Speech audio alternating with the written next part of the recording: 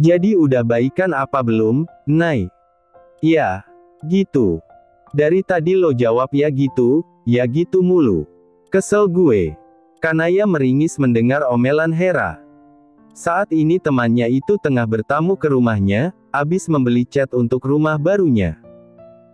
Karena Haidan sedang sibuk dengan urusan kantor, jadinya Hera yang tandang sendiri mencari warna dan mencampurkan yang sekiranya cocok. Sebab suaminya berkata akan setuju-setuju saja dengan pilihan Hera.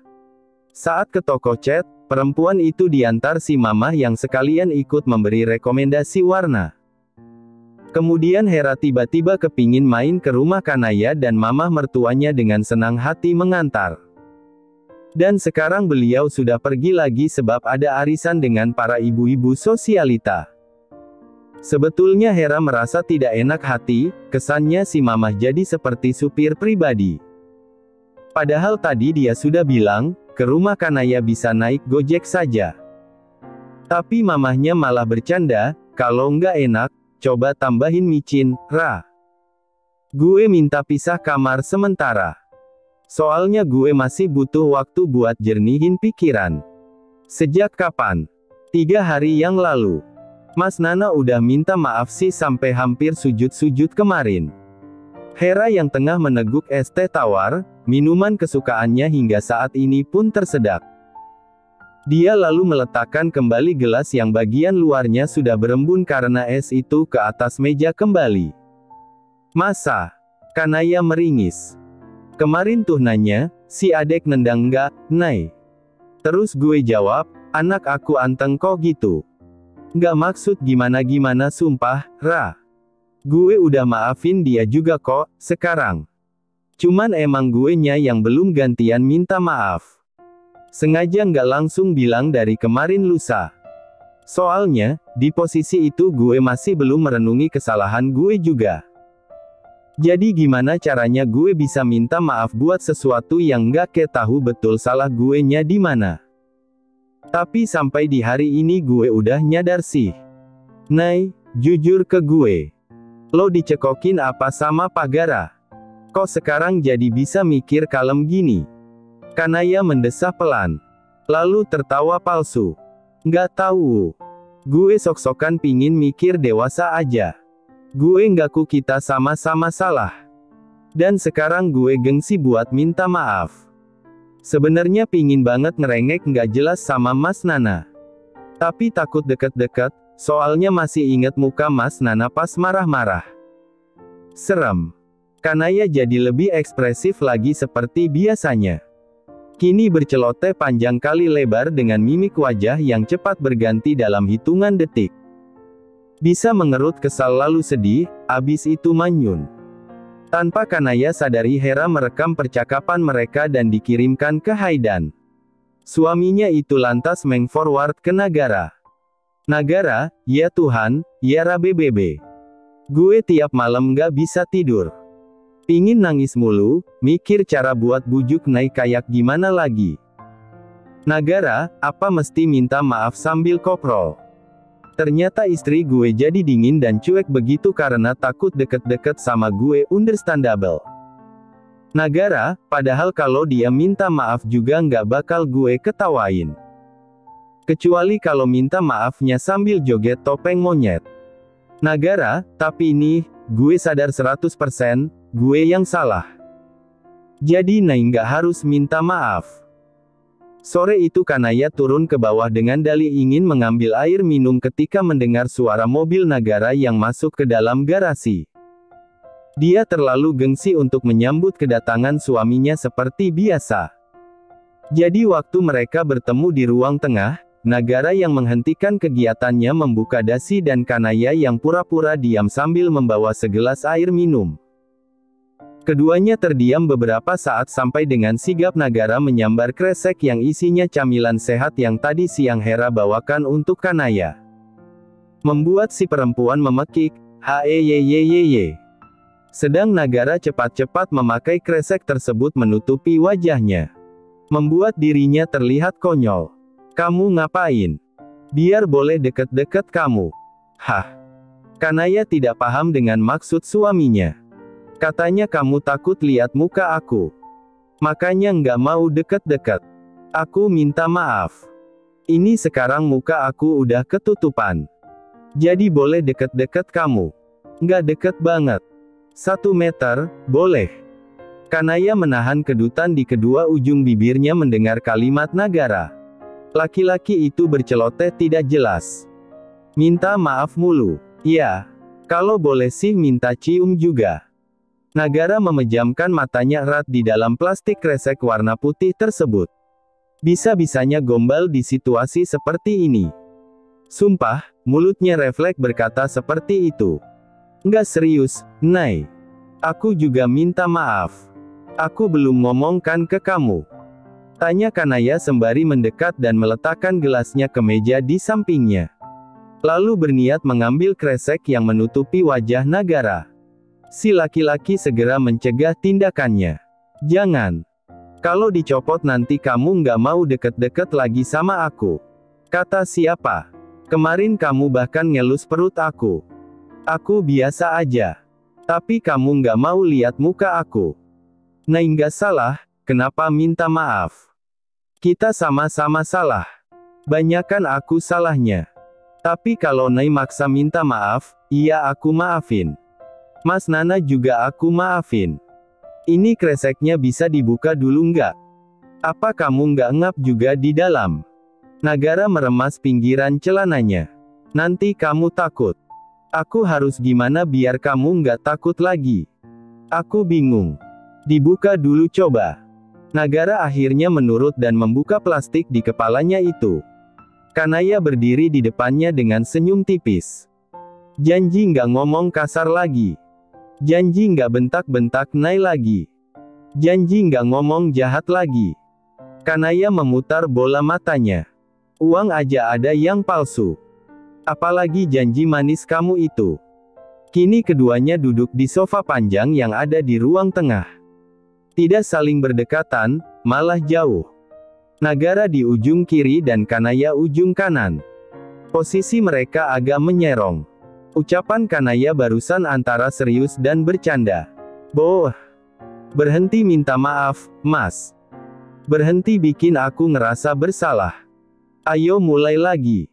Saling mengerti, bukan cuma kamu coba ngertiin aku. Dan bikin kamu akhirnya capek sendiri. Nay, masih mau percaya sama Mas? Kanaya mengangguk sekilas.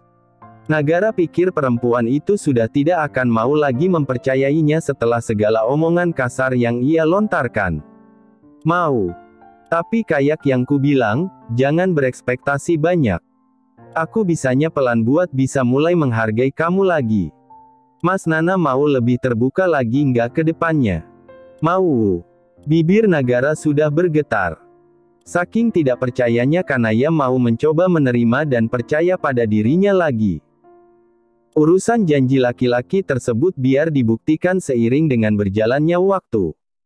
Malam itu akhirnya Nagara kembali tidur di kamar mereka yang ketika masuk ia segera menghirup wangi ruangan tersebut dalam-dalam. Saat akan tidur, Nagara menata bantal Kanaya, agar istrinya itu merasa nyaman. Kamu mau tidur meluk guling atau meluk aku?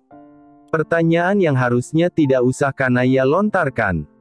Karena sudah jelas jawabannya. Boleh milih. Meski begitu, Nagara sok-sokan bertanya balik. Enggak. Aku basa-basi aja. Nih gulingnya. Kanaya lantas menyodorkan guling kepada suaminya. Abis dari rumah Nagara mengantarkan obat kala itu, Jovan bergegas tandang ke kos milik Ola. Dipikir perempuan itu juga pasti baru saja pulang dari kantornya.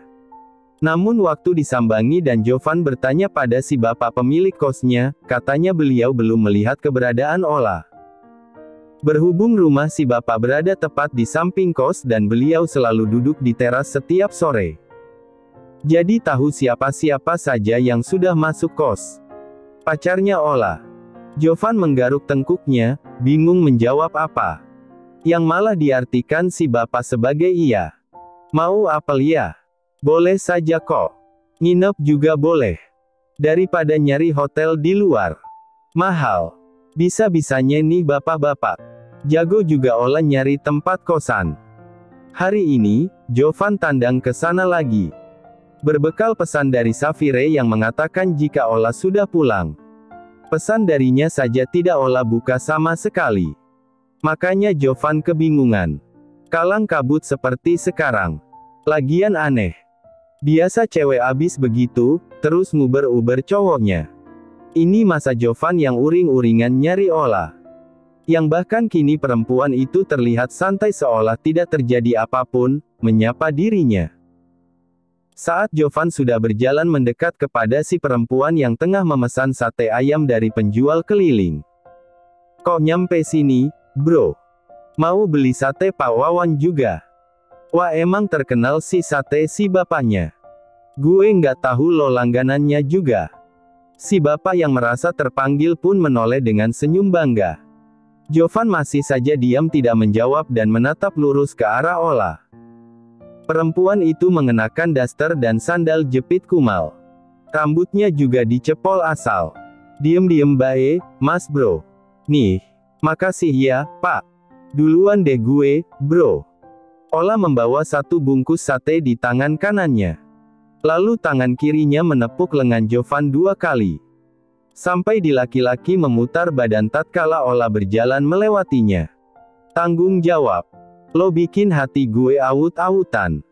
Aut-autan gimana neh?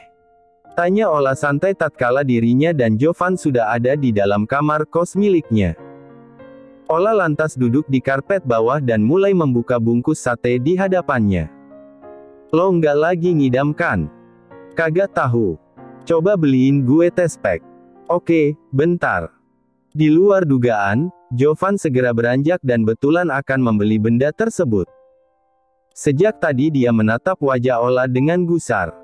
Serius amat buset. Kagak, gue nggak hamil. Asumsi dari mana tuh? Jovan mengusap bibir bawahnya dan kembali duduk di kursi depan olah. Dia tidak habis pikir dengan isi kepala perempuan di depannya. Paling tidak seharusnya dia nangis-nangis dikit. Tapi ini kelihatan biasa-biasa saja. Lo tuh inget nggak sih kita ngapain waktu di klub? Ngew, stop. Intinya lo inget. Kok lo santai banget gini? Olah menaikkan sebelah alisnya dan memakan sate ayam. Sempat-sempatnya menawari Jovan yang tengah serius menanti jawaban darinya. Gue mesti gimana? Udah kejadian juga. Kita sama-sama nggak sadar. Beda urusan kalau posisinya lo maksa gue, udah gue laporin ke netizen tuh. Kok netizen? Zaman sekarang kalau punya backing netizen, kasus bakal cepet diusut, jawab olah cuek. Jovan menghela napas. Lo mau gue tanggung jawab nggak? Gue nggak hamil. Aneh banget. Padahal olah low-key. Tapi malah Jovan di hadapannya yang terlihat sangat ngotot. Mesti banget gue hamilin biar bisa gue tanggung jawabin. Stetete. Berisik ah. As long as, gue nggak isi ya udah. I don't see keperawanan sebagai suatu hal yang sangat esensial. Gimana sama suami lo nantinya? Nggak gimana-gimana. Gue nggak bakal nyari cowok yang gue nikahin dengan pemikiran keperawanan di atas segalanya. Lagian harga diri gue sebagai seorang wanita itu nggak diukur cuma dari keperawanan. Tapi dari banyak aspek kayak pola pikir, kecerdasan dan attitude yang gue punya. Cek, nggak semua orang di dunia ini punya pemikiran terbuka kayak lo, Miss Open Minded. Kalau semisal orang rumah sampai tahu, Jovan abis membobol anak orang. Pasti dia langsung disuruh menikahi perempuan tersebut. Tapi nggak mustahil kan? Jovan yang sudah merasa gedek dan kesal setengah mampus dengan olah. Akhirnya membuka baju yang ia kenakan. Lalu meluruh ke bawah dan menarik wajah olah lalu ia kecup. Sebelum kemudian ia menjauhkan wajah kembali, hanya untuk mengatakan, lo hamil anak gue mau nggak? Biar gue boleh tanggung jawab. Sudah seminggu berlalu sejak Kanaya melakukan sesi USG-nya. Yang dimana sudah bisa diketahui jenis kelamin si bayi. Dan tebakan negara benar. Anak mereka laki-laki. Usia kandungannya sekarang menginjak 5 bulan. Hari sejak mereka keluar dari rumah sakit, Nagara tidak henti-hentinya tersenyum menatap lembaran foto hasil USG. Akhir pekan kali ini, si laki-laki keluar bersama dua sohibnya. Siapa lagi kalau bukan Haydan dan Jovan. Sebetulnya Nagara mau di rumah saja. Dia bahkan sudah berencana mengajak Kanaya Baking. Tahu-taunya Jovan mengajak keluar dan waktu berbicara dengan Kanaya, tanggapan istrinya seperti ini, "Oh, Sanagih. Udah lama kan kamu nggak bonding sama mereka." Jadinya mereka bertiga keluar. Lebih tepatnya pergi ke time zone. Jovan dengan wajah semrawutnya mengajak Haydan main tembak-tembakan. Sedangkan Nagara bertugas dokumentasi alias mengambil gambar mereka berdua yang asyik bermain. Seperti bapak-bapak yang tengah menemani anaknya. Abis itu mereka makan dan Jovan memulai sesi mengeluhnya. "Menurut lo berdua, aneh nggak kalau gue suka sama cewek? Aneh tuh kalau lo suka sama gue, Pan." Serobot Haydan sebelum Jovan menyelesaikan kalimatnya. Dia lantas memisahkan kulit ayam miliknya dan memberikannya kepada Nagara. "Mam yang banyak ya Pak Mil." "Ngeri, Sat," ujar Nagara namun tetap menerimanya. Berhubung Haydan memang tidak suka kulit ayam dan Nagara sebaliknya. "Gue belum selesai ngomong. Aneh nggak sih kalau gue suka cewek yang nggak pernah gue bayangin sebelumnya? Kayak biasanya kita malah debat nggak jelas. Tapi gue mendadak suka salting kalau sama dia sekarang." "Olah?" tanya Nagara santai langsung mendapatkan hadiah berupa jotosan di lengan kanannya dari Jovan. "Kenapa BUSETTT? Ngaco lo. Gue kan nggak nyebut-nyebut merek di sini. Kalau kagak ya santai aja kali, Pan. Gelagat lo kayak ketahuan main judi aja," ucap Haydan. Jovan jadi kebingungan dan malu sendiri. "Lo ngerasa cocok kali sama dia di ranjang." Haydan hampir saja menyemburkan minumannya tatkala mendengar ucapan Nagara. Dan dia lantas melotot ke arah si empu dengan pandangan bertanya. Apa sekiranya berita terpanas yang sudah ia lewatkan? "Congor lo lama-lama gue sumpel sambel ya, Gar. Lo siapa tahu. Lagian nggak salah juga. Banyak loh pasangan yang punya preferensi berbeda di ranjang terus akhirnya sering cekcok, karena nggak bisa saling memuaskan. Banyak juga yang awalnya dari Fup-an jadi pasangan beneran, karena srek di ranah itu. Dengan aspek lain bisa dicocokin seiring berjalannya waktu. Lu Fup-an sama Ola." Todong Haydan yang kini lebih bernafsu dengan cerita Jovan ketimbang makanannya. Dia menatap laki-laki di depannya itu dengan mata dan telinga yang terbuka lebar. Jovan lantas mendesah pelan. "Lo nggak akan percaya kalau dengar faktanya." "Apa tuh?" Jovan akhirnya menceritakan soal malam yang dialaminya dengan Ola lalu kedatangannya ke tempat kos perempuan itu untuk setidaknya membuat perasaan janggal di dadanya mereda. Sebab entah mengapa Jovan merasa bersalah setengah mati. Hingga respon perempuan itu malah kelewat santai dan mereka berakhir melakukannya lagi di tempat Ola. "Oalah, gemblung. Haydan lagi-lagi dibuat sok. Lah gue nggak maksa," elak Jovan. "Gue pikir abis itu dia mau diajak serius." "Lo mau ngajak serius tuh karena pure ngerasa bersalah atau karena udah punya rasa sama dia kayak yang tadi lo bilang?" Jovan agak melirik Haydan sinis ketika laki-laki itu secara terselip berkata jika ia menyukai Ola. Namun dirinya tidak bisa mengelak juga. Awalnya karena ngerasa bersalah. "Paham nggak sih, gue cowok kan. Jadi kayak ngerasa salahnya tuh di gue dan dia korban aja. Dimana dia juga nggak nyalahin gue sebetulnya. Malah dibilang sama-sama nggak sadar juga." Ternyata Nagara bertanya sehabis membuka ponselnya sejenak tatkala berbunyi, dipikir chat dari Kanaya. Ternyata SMS dari provider. Haydan juga sempat melirik ke arahnya dan memutar bola mata. Nagara belum ada cerita apapun lagi sehabis keluh kesahnya yang lalu. Tapi sepertinya temannya itu sudah menyelesaikan masalahnya dengan Kanaya. Atau paling tidak menemukan jalan keluar. "Dia malah ngajakin gue jadi teman tidurnya, kok. Kacau banget tuh cewek. Haidan dan Nagara sama-sama melongo. Untung keadaan sekitar mereka tidak begitu ramai dan Jovan bercerita dengan nada lirih. Tahu akan begitu, Nagara memilih menggiring dua temannya itu ke tempat yang sepi agar dia bisa leluasa menanggapi cerita Jovan. Abis itu gue kepikiran terus. Dari yang tadinya di otak pindah ke hati tuh gimana ceritanya? Emang si Tuhan tuh maha pembolak-balik hati dan pikiran manusia.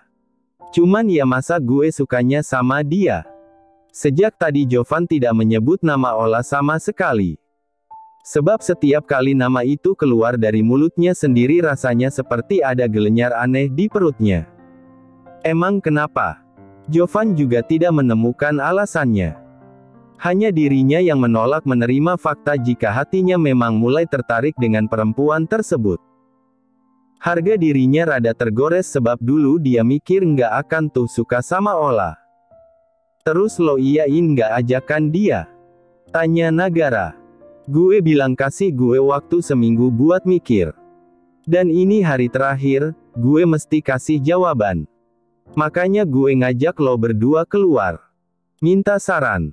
Kata gue sih, mending kembali ke jalan yang benar, Pan. Kalau lo beneran suka ya deketin dengan cara normal bukan jadi teman tidur dia. Ah elah. Kalau bisa dua-duanya, kenapa mesti pilih salah satu?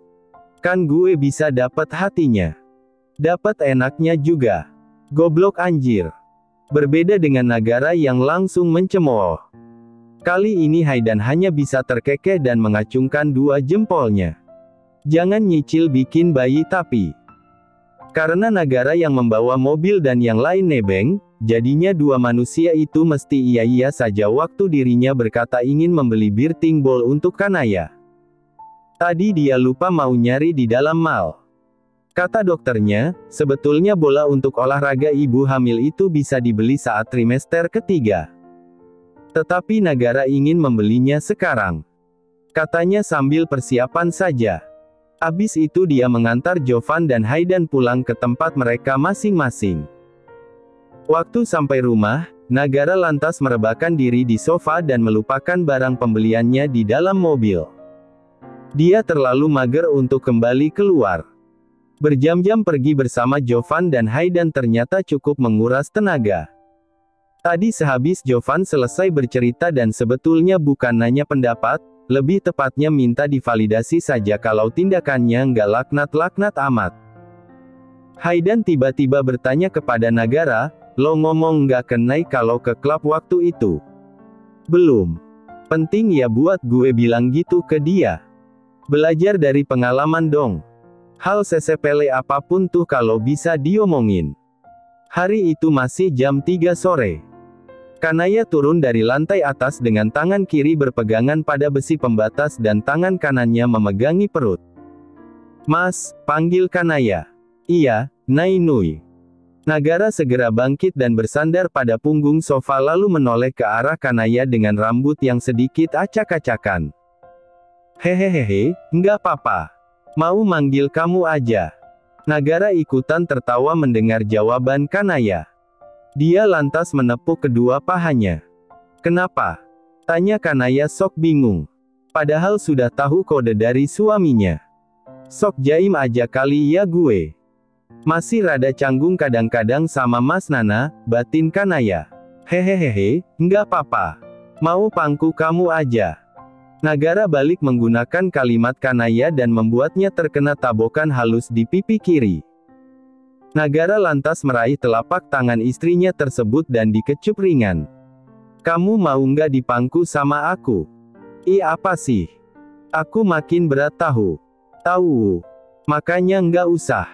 Iya. Nagara tidak memaksa dan segera menurut. Dia tersenyum halus. Pelan-pelan, Gar. Jangan dipaksa, batin Nagara mengingatkan dirinya sendiri. Kanaya juga ikutan membatin. Aduh paksa dong, kok cuman iya aja. Gue kan sebenarnya mau. Melihat Kanaya yang masih berdiri di sebelahnya membuat Nagara tersadar dan menggeser duduk ke tengah hingga sisi sebelah kirinya kosong. Dia mempersilakan Kanaya duduk di sana. Namun Kanaya masih setia berdiri. Mas, Nai mau. Nagara mendonggak. Kanaya tidak lagi ingin membuat Nagara menerka-nerka keinginannya. Dia akan mengatakan dengan gamblang apa yang ia pikirkan. Mau dipangku. Dikira Nagara akan meledeknya, ternyata salah. Suaminya itu lantas merentangkan kedua tangannya. Menyambut Kanaya yang kini duduk di atas pahanya dengan punggung si perempuan yang bersandar di dadanya. Kata Bu Dokter, kan olahraga pakai bola segede gaban.